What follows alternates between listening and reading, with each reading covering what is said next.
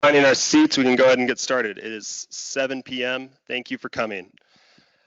So to begin tonight, I'll read off a couple quick stats. We currently have 808 people on this fire. We contained. We'll be out of here by about 8 p.m. today, so we'll keep it to a solid hour and respect your guys' evening, as well as we'll have a little bit of time for questions at the end, so please hold those questions until then. We'll stay around in the auditorium to answer any questions you do have if you don't feel comfortable asking in front of an audience. When we do ask those questions, please hold them until you do have a mic in your hand. We have some online audience, so if you have that mic, they can hear. All right, with that, we'll begin with the weather. Chris? All right, good evening, everybody. Chris Fultz, incident meteorologist. So for those of you that were here Saturday evening at the meeting, I was talking about how we were going to turn hotter, drier. Well, Mother Nature kind of gave us a little bit of a benefit today, and we'll take every bit of it we can get. So today we ended up with a little bit more moisture than what it was looking like when we were last speaking on Saturday evening. And so we did have some higher humidities today. Obviously, we've had a little bit of rain around.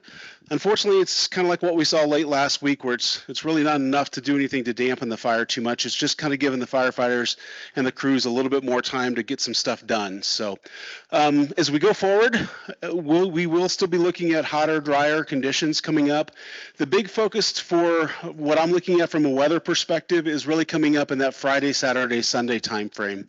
That's going to kind of be the peak of the dryness, the peak of the gustier winds, and the peak of the warm temperatures. So we're going to start ramping up with warmer temperatures the next couple of days, but it's going to be gradual. We'll start seeing those humidities drop down the next couple of days, but again, that will be gradual. But by the time we get to Friday, Saturday, and on into Sunday, again, we're looking at those minimum humidities in the afternoon dropping pretty close to 10%, maybe give or take a couple of percentage points. But as I mentioned on Saturday, the bigger concern is those overnight RH, relative humidities, which don't recover very much. So we're looking at recoveries overnight when normally we'd see maybe 40 to 50% in this area. We're looking at more like 19 to 25%. So that's a big difference, so that the finer fuels don't really have a time to kind of recover from the dryness of the day, and that's going to make them a little bit more susceptible to burn. So one of the things we've done, and one of the challenges that we have anytime there's a wildfire is, from my perspective, is getting weather observations close to where the fire is. We've got a RAWS station up on Signal Peak, but that's really the only observation point we've been able to look at that's really close to where the fire is. So today, myself and our fire behavior analysts got what's called an Incident Remote Automated Weather Station, or IRAWS. So it's basically like a portable version of what's up on Signal Peak. And we were able to go up just south of the Cusherum Ranger Station, so just south of the Malgobey Reservoir area, and we put that weather station in there. So once we start getting the data from that, which should happen either in the next few hours or certainly by tomorrow morning, we can really start to dial in what the conditions are like more closer to where that fire is, which will allow me to provide a better forecast for the crews that are out there fighting the fire. So that's something that'll be there until it's no longer needed. So we've got that came out of Boise, Idaho, where they store all those incident remote automated weather stations. So we're going to get some better observations in there to help the forecast. Hopefully we can get some more moisture. Right now, like I said, the next several days, we're starting that warming and drying trend. And so we'll see how things go through the weekend. So with that, I'll turn it over to operations with Matt Call and Jason Porter.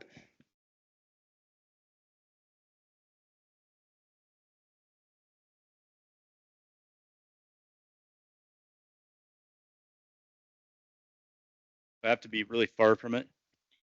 All right, I'm Matt Call. I promised Mary I'd take my hat off. There we go. There you go. There's all messy. I'm one of the operations section chiefs. This is Brian. It's Jason. Sorry, it's been one of those days. So it'll be Brian. I can't even remember my own name. That's why I wear a name tag. Okay, so I've got the iPad up there. If we can make it a little bit bigger. I was texting some of our ops guys to kind of ask a few of some stats and some conditions on the way up here. 2 miles of hose. We have 80 pumpkins, like 80 basically swimming pools of water. We have 100 portable pumps. 93 portable pumps. That's what's on the ground out there. So we're going to talk, we're not going to do the whole lap and talk about all the details. We're going to talk about hopefully what you guys care about, which is how's my house? Why can't I get to my house? And what's the next couple of weeks going to be looking like? So we're going to kind of show you some of those things in detail and what we're doing. So first off, we're going to zoom in here on our super cool map. We're going to talk, Jason's going to talk about what we're doing in Monroe Meadows, what we started doing this morning, and what we're going to kind of continue to do for the next couple days. And as you talk, I'll switch to the ortho. It kind of tells a little bit more of the picture. Does that work? Okay, yeah, we'll try that. So a lot of good work going on here in Monroe Meadows. We've got a lot of personnel, a lot of engines, a lot of crews. The primary mission when they got into this area was to start to work around the structures and make sure they were secure.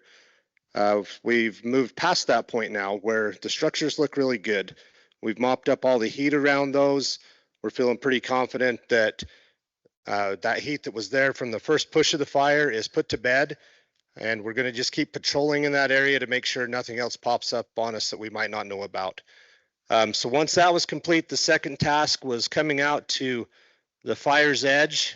We've done a lot of good work on the fire's edge on the south end of the meadows of being able to go direct with our resources on the meadow edges and just make sure that it's not going to go anywhere. So it's what we're in the stage there that we call mop up, where we're just mopping up those hot spots, putting everything that we can find out in this area.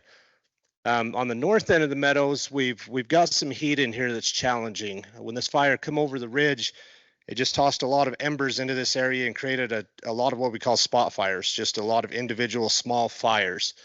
A lot of this timber in here is got a lot of dead and down. It's harder to navigate through for the folks out there working the line. So we've been preparing to do a burnout operation, connecting these. You can see some of these spot fires out here, and it would just be to kind of connect these, tie it into meadow where we don't need to do anything. The meadow is the holding feature. And then we've got a little bit of dozer line here. And then again, through the meadows where we can do a little bit of burning in these timber areas to get a secure edge. And then again, the meadow's holding, and it will kind of lock that whole portion in for us there. So that was in the plans for today. We got a little bit of moisture, which is good.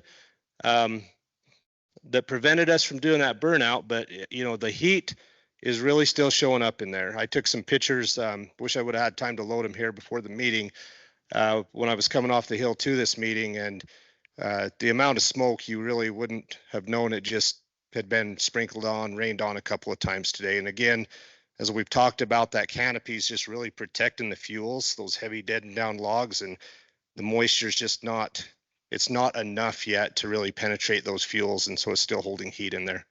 What about the houses inside that burn area, like 174? Like, what about those houses? Where's 174? Kind of right up here at the top. It's like, right, isn't that kind of right and where it's going to get burned? So that will not be affected by the burn. Where you've got the meadow around it, the structure is, we've done prep work around that. You see that green box. Wherever we see green, that's a good thing. That means that our resources have done the amount of work in there that we feel that structure is secure.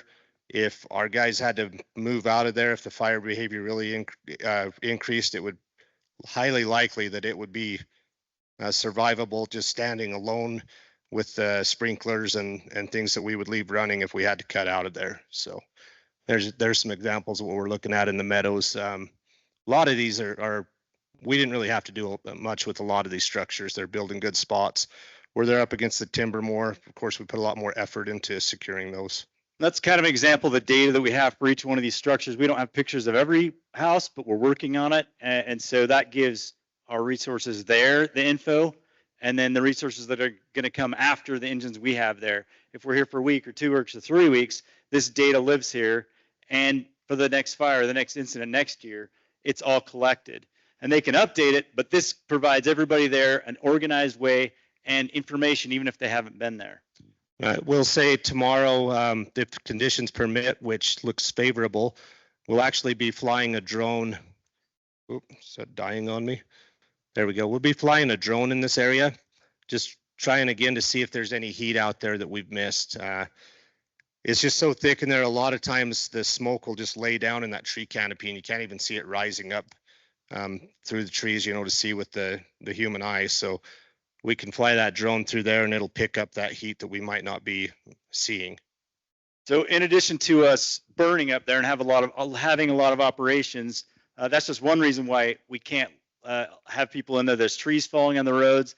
I called up our branch and I said, hey, what are the conditions up there for access and whatnot? And he said, I've been sitting here waiting behind an engine who's in front of another engine and they're nose to nose, and we're waiting for people to back around each other to get around another engine because we're waiting for a water tender to back up. There's just so much congestion up there, and if we get a tree falling over and we have the public in there, then we have a problem in being able to do our job and still taking care of you and getting you in and getting you out. So we're not trying to be difficult. We just want to make sure we can protect your structures while still being safe and still being able to get in and out. And I know it's an inconvenience for you. We know that, but we want to keep you safe and we want to be able to continue to do our operation. Do you want to talk about Monroe Canyon? Yeah, I'm gonna first start. And they gave me a pointer last time when I broke it too. Sorry, Ernie, I broke your pointer this time. Okay, hey, it's back. I'm going to start talking about this area right here. This has been the area that's been holding the most heat on the fire. A couple nights ago, it was very active. We got up there this morning. Again, very active, backing down towards the road. So that was kind of our, what we call a trigger point. That, hey, we needed to take some action and start doing a little bit of burning, bringing that down to the road so it doesn't get a head of steam and try to cross there on us. The good thing with that operation is that the little bit of rain we had this morning really moderated our fire behavior, kept it nice and mellow in there, doing what we want it to do, cleaning it up at a slow pace and not something that we're going to have trouble holding. Matt talked about impacts to roads. Just off of that burnout op right here through the trees, there's an area that's been treated earlier this year, a lot of slash in there. We've got what we call a timber task force that just arrived this morning. It's got a couple of dozers, feller buncher, skidder, couple of excavators with different tools. And we want to go in there and move that slash away from that road that we're wanting to use a line just to have a better chance of holding there. So you can imagine a half a dozen pieces of heavy equipment on that narrow road. It's really congesting that area even further than our normal fire traffic. Matt wanted me to talk about the head of Monroe Canyon. That's going to be this area right here. So these two areas of active fire that just want to keep backing down the hill towards Monroe Creek, that's probably our most concerning area on the fire right now. We did work a little bit of fire in here today, just trying to get that to back slowly down to the north and just again out of that so it doesn't try to cross that drainage and make a run up the hill on us. I'm going to switch you here so we have a little bit better idea what this terrain kind of looks like. I'll try not to make us dizzy. So that's the same spot. The darker red indicates more heat. The orange is less heat, and the yellow is scattered heat. So we get one of these every day, every night. This tells us where the actual most recent heat is. So while Jason talks, I'm going to kind of move it around so you can see what